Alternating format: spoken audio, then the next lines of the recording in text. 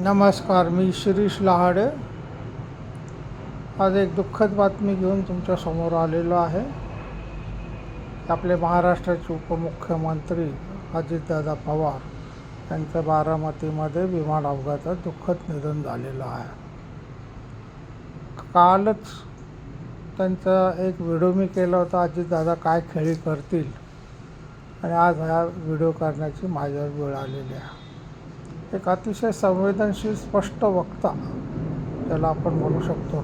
काम होणार असेल तर होणार म्हणणार, नाही होणार असेल तर नाही म्हणणार, असा स्पष्ट शब्दात सांगणारा नेता आज आपण हरवलेला आहे. राष्ट्रवादी काँग्रेसची धुरा त्यांनी बराच काळ सांभाळली होती.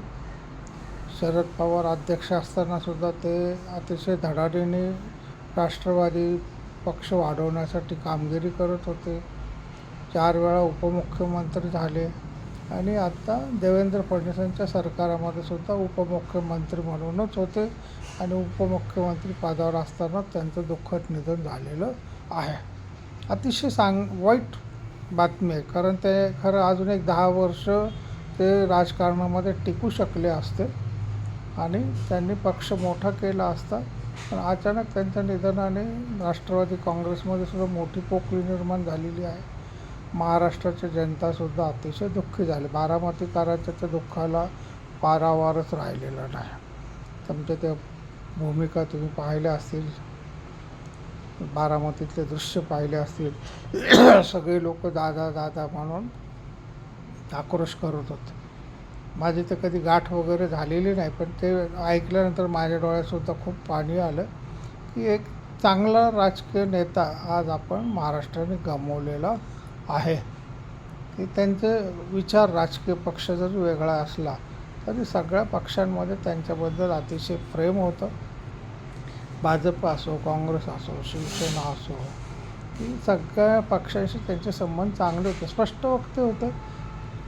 त्याच्यामुळे काही लोक दुखावले गेले असतील, पण राजकारणामध्ये नेहमी या गोष्टी चालतात. पण सर्वसामान्य बारामतीकरांना, म्हणजे बारामती पुणे जिल्ह्यातल्या कार्यकर्त्यांशी अतिशय घनिष्ठ संबंध.